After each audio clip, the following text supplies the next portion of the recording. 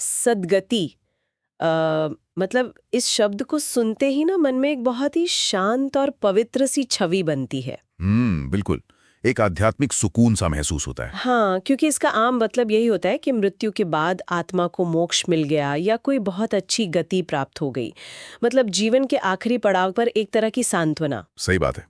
लेकिन सोचिए जरा, क्या हो अगर समाज का एक खास ढांचा इसी इतने पवित्र शब्द को एक बहुत ही खौफनाक विडंबना में बदल दे। और यही बात सबसे ज्यादा विचलित करती है, जब आस्था और पवित्रता के नाम पर किसी इंसान से उसके इंसान होने का बुनियादी हक ही छीन लिया जाए। तो फिर वो सद्गति कोई मोक्ष नहीं रह जाती, वो समाज के चेहरे पर एक बहुत गहरा और क्रूर व्यंग्य बन जाती है। बिल्कुल। और आज के इस डीप डाइव में हम इसी मनोवैज्ञानिक जाल की परतों को खोलेंगे। जी। आज हमारे पास जो स्रोत हैं उनमें मुंशी प्रेमचंद की कालजयी और सच कहूं तो काफी बेचैन करने वाली कहानी सद्गति शामिल है। और इसके साथ ही हमारे पास सर्च राज्य संसाधन केंद्र हरियाणा द्वारा प्रकाशित इस कहानी की एक बेहद महत्वपूर्ण प्रस्तावना भी है। हाँ, जिसे प्रमोद गौरी ने लिखा है। और कुछ ऐतिहासिक दस्तावेज भी हैं। तो हमारा मकसद सिर्फ एक पुरानी कहानी के पन्ने पलटना नहीं है। बिल्कुल नहीं। हम उस गहरी खाई की पड़ताल करेंगे जहां एक शोषित व्यक्ति जिस पर लगातार अत्याचार हो रहा है वो खुद अपने ही शोषण को सही ठहराने लगता है। यही सबसे बड़ा सवाल है कि ऐसा होता कैसे है। साहित्य, इतिहास और हमारा मानवीय मनोविज्ञान कैसे एक दूसरे में उलझे हुए हैं, ये समझना बहुत जरूरी है। तो चलिए बिना किसी भारी भरकम शब्दों के इस साइकोलॉजी को थोड़ा डिकोड करते हैं। जरूर। लेकिन इस पूरी प्रक्रिया को समझने के लिए ना हमें सबसे पहले उस व्यक्ति के जहन में झांकना होगा जिसने इस कहानी को जन्म दिया, मुंशी प्रेमचंद। मुंशी प्रेमचंद। और ये जानना बहुत दिलचस्प है कि जिस नाम से आज पूरी दुनिया उन्हें जानती है, वो उनका असली नाम था ही नहीं। अच्छा। जी। उनका जन्म 1880 में वाराणसी के लम्ही गांव में हुआ था और उनका असली नाम धनपत राय था। तो धनपत राय से प्रेमचंद तक का सफर कैसे शुरू हुआ? मैंने पढ़ा है कि उनका बचपन बहुत ही घोर गरीबी और दुखों में बीता था। बिल्कुल, बचपन बहुत संघर्ष भरा था। उन्होंने अपनी साहित्यिक यात्रा की शुरुआत उर्दू में लिखकर की थी। और मुझे जो बात सबसे ज्यादा हैरान करती है ना, वो 1910 की एक घटना है।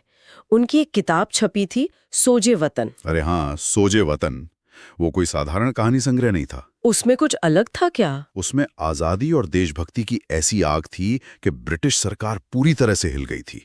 और देखिए, सत्ता हमेशा उस कलम से डरती है जो लोगों को सोचने पर मजबूर कर दे। तो फिर अंग्रेजों ने क्या किया? नतीजतन ब्रिटिश हुकूमत ने उस किताब को तुरंत जब्त कर लिया।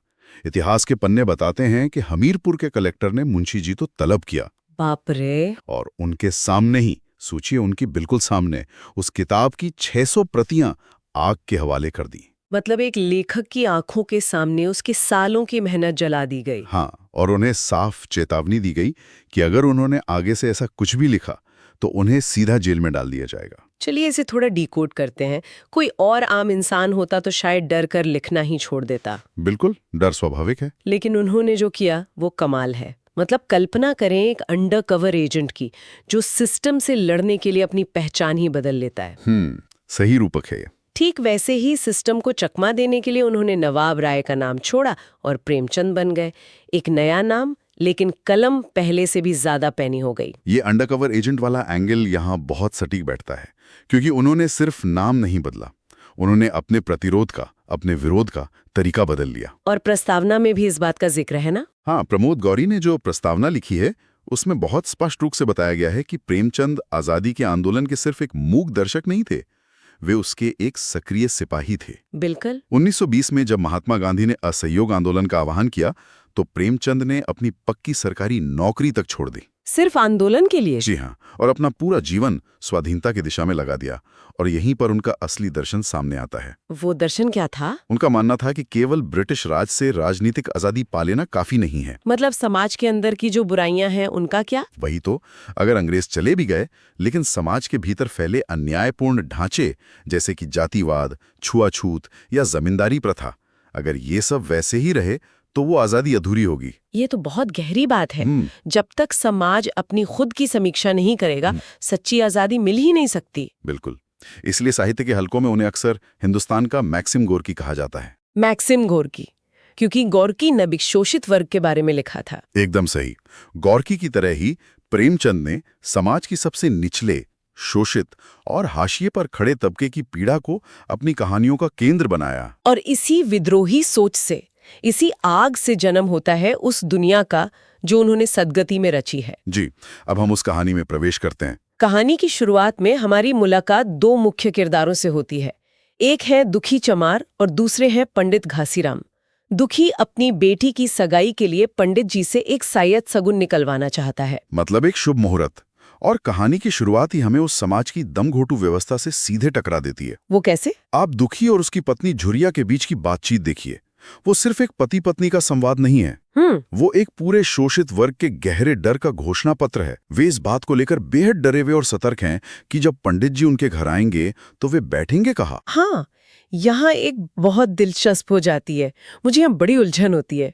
झुरिया कहती है कि उनकी खटिया को धोकर रख देते हैं, वो सूख जाएगी और पंडित जी उस पर बैठ जाएंगे। लेकिन दुखी तुरंत टोक देता है। वही ना, दुखी कहता है कि वो नेम धर्म वाले लोग हैं, वो हमारी खटिया पर नहीं बैठेंगे।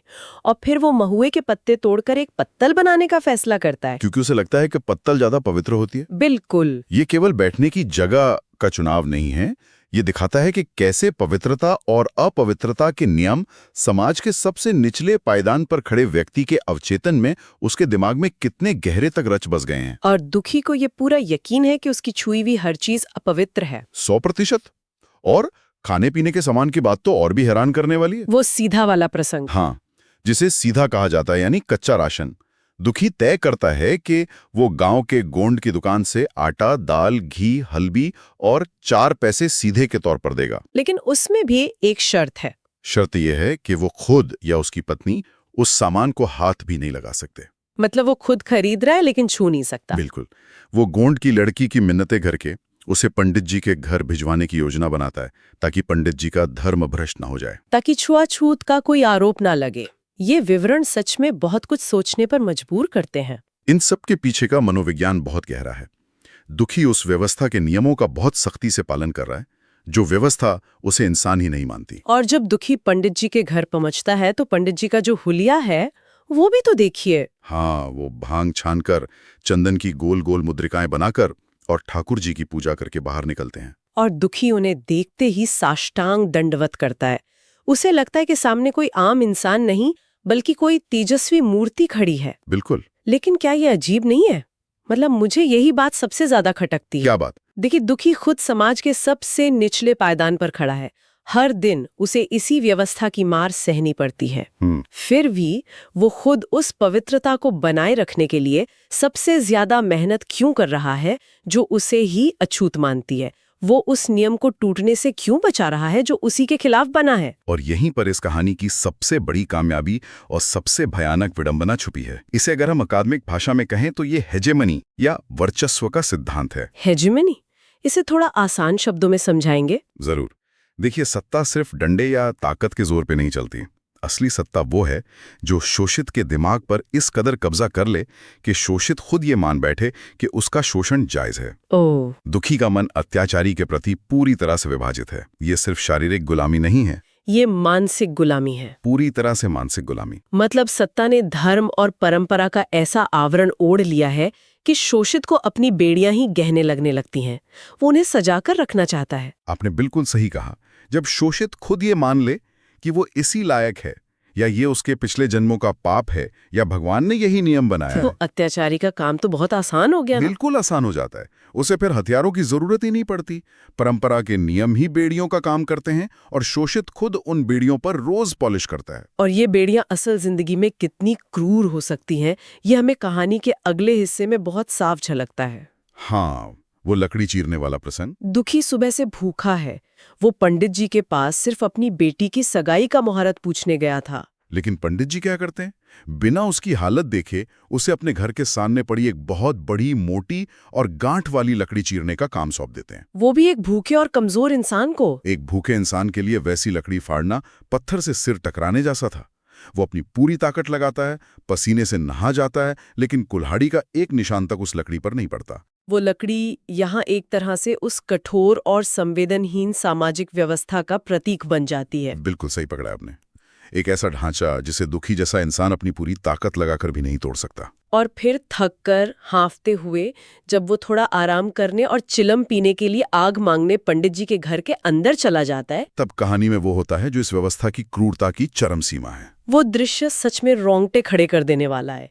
दुखी आग मांगने अंदर जाता है और पंडिताइन उसे देखकर बुरी तरह भड़क जाती है। वो हैरान है कि ये चमार उनके घर के अंदर कैसे आ गया। वो बहुत भद्दी गालियां देती है, डाड़ी जार, चुड़ैल जैसे शब्दों का इस्तेमाल करती है। और बात सिर्फ गालियों तक नहीं रुकती। हाँ, वो गुस्से में चिमटे से आग उठाती है और सीधा दुखी के चेहरे की तरफ फेंक देती है। मतलब सीधा आग फेंक दी। जी हाँ, एक जलती हुई चिंगारी दुखी के सिर पर लगती है और वो हड़बड़ाकर पीछे हटता है और राख झाड़ता है। अब यहाँ दुखी की मानसिक प्रतिक्रिया देखिए।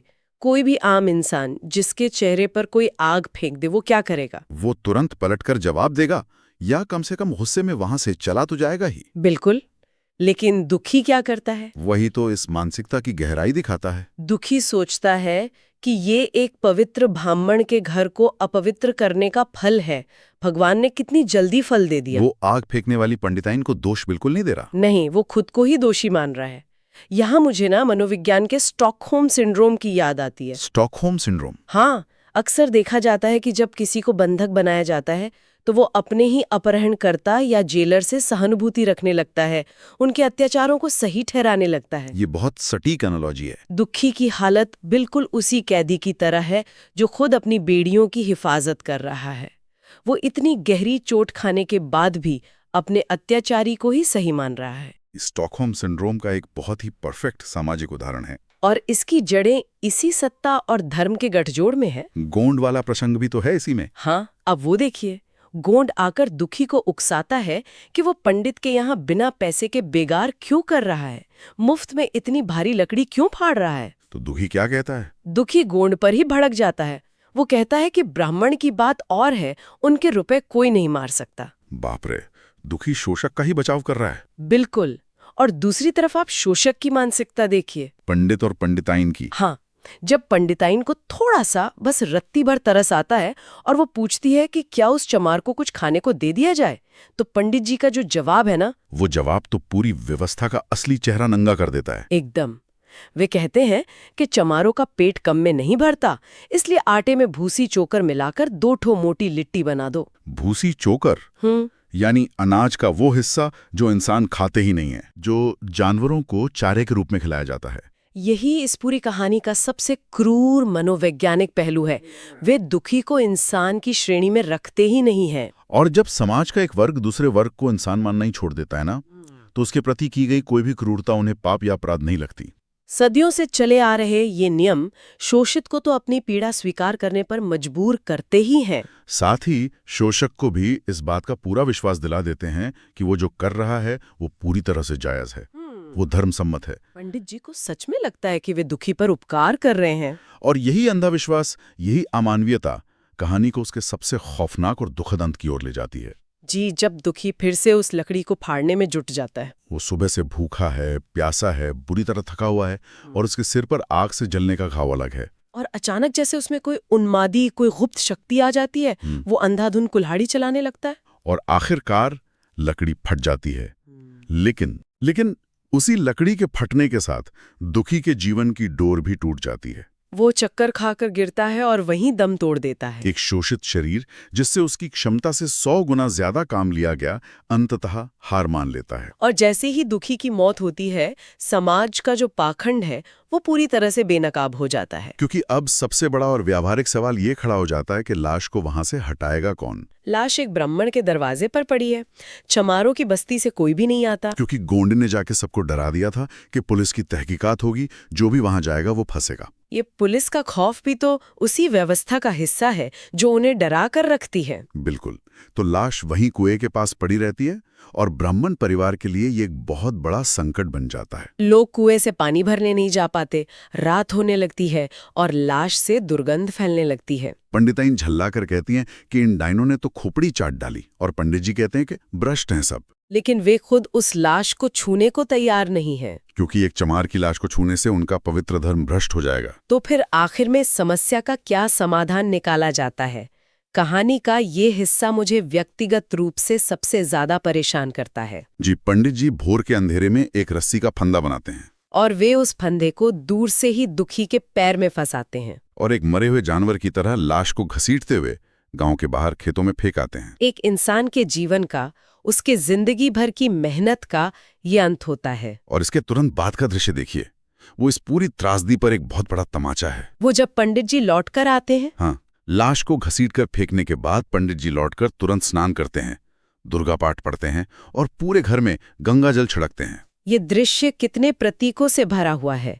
वे उस भौतिक जगह को तो मंत्रों और गंगाजल से पवित्र कर लेते हैं, लेकिन उनकी आत्मा में और इस सामाजिक व्यवस्था में जो सदियों पुरानी सड़ान है, उसका क्या? उस सड़ान को धोने के लिए आज तक कोई गंगाजल नहीं बना है। और कहानी का जो अंतिम वाक्य है ना, वो सच में झकझोर कर रख देता है। गांव के बाहर दुखी की लाश पड़ी है और उसे गीदड़, कुत्ते और कौवे नोच रहे हैं। और मुंशी प्रेमचंद लिखते हैं कि यही जीवन पर्यंत की भक्ति, सेवा और निष्ठा का पुरस्कार था। ये पढ़कर अंदर तक सिहरन दौड़ जाती है। तो अब सोचिए, सद्गति शब्द का इससे बड़ा और क्या तीखा व्यंग्य हो सकता है। मोक्ष के नाम पर एक इंसान को जानवरों का निवाला बना दिया गया। यही प्रेमचंद की लेखनी की असली ताकत है। वे दिखाते हैं कि कैसे शारीरिक श्रम करने वाला एक इंसान जो जिंदगी भर समाज का बोझ उठाता है, जो समाज के लिए सब कुछ पैदा करता है, हाँ, वो मरते ही उसी समाज के लिए सिर्फ एक प्रदूषण या एक अपवित्र वस्तु बनकर रह जाता है। ये पूरा ढांचा न्याय और अन्याय के बीच के फर्क को इतनी सफाई से मिटा देता है कि अन्याय ही न्याय लगने लगता है। दुखी को न तो जीते जी कोई सम्मान मिला और न ही मरने के बाद कोई सद्गति मिली। इस पूरी चर्चा को समेटते हुए ये बिल्कुल स्पष्ट हो जाता है कि प्रेमचंद की ये कृति सिर्फ एक गांव या एक बीते हुए कालखंड का दस्तावेज नहीं है। महान फिल्म निर्देशक सत्यजीत रे ने भी तो इस पर फिल्म बनाई थी। हाँ, और जब उन्होंने इस कहानी पर फिल्म बनाई तो उन्होंने इस दर्द को और भी जीवंत कर दिया। उस फिल्म में ओमपुरी जी ने दुखी का और स्मिता पाटिल जी ने झुरिया का किरदार निभाया था। और इतनी शिद्दत से निभाया था कि वो पीड़ा पर्दे से बाहर आकर सीधे दर्शक के सीने में उतर जाती है। ये कहानी हर उस व्यवस्था पर करारी चोट करती है जो इंसान को इंसान नहीं समझती। और इतिहास के इन पन्नों को पलटने का हमारा असली मकसद भी यही है। हम आज के समाज को आईना दिखाना चाहते हैं। ये जानना बहुत जरूरी है कि क्या वास्तव में वो ढांचा आज बदल गया है या उसने केवल अपना रूप बदल लिया है। ये एक ऐसा सवाल है जो हम सबको विचार करने पर मजबूर करता है। बिल्कुल, हम आज के आधुनिक युग में रहते हैं जिसे बहुत पढ़ा लिखा, प्रगतिशील और जागरूक माना जाता है। बड़े बड़े शहर हैं, आधुनिक तकनीक है, लेकिन अगर हम थोड़ा ध्यान से देखें तो हमारे आसपास आज भी अनगिनत ऐसे अदृश्य लोग हैं जो हमें दिखाई नहीं देते। जैसे निर्माण स्थलों पर, कंस्ट्रक्शन साइट्स पर काम करने वाले मजदूर, सीवर साफ करने वाले कर्मचारी या फिर दिन रात बारिश और धूप में दौड़ने वाले डिलीवरी वर्कर्स। सही कहा। इनके हाड़ तोड़ श्रम की बुनियाद पर ही हमारी इन आधुनिक सुख सुविधाओं की इमारत खड़ी है। तो ये एक बहुत गंभीर विषय है कि क्या आज की ये नई सामाजिक और आर्थिक व्यवस्था उन्हें उनके हिस्से का पूरा सम्मान दे पाई है? क्या उन्हें उनकी मेहनत का असली मोल और एक गरिमामयी सद्गति मिल रही है? या फिर आज भी किसी न किसी नए रूप में व्यवस्था अपना गंगाजल छिड़क कर आंखें मूंद लेने की आदी हो चुकी है? ये एक ऐसी वास्तविकता है जो हमें अपने आसपास देखने और सोचने के लिए एक नई दृष्टि देती है। जो लोग हमें सुन रहे हैं, इस पे एक बार जरूर विचार कीजिएगा। जी बिल्कुल।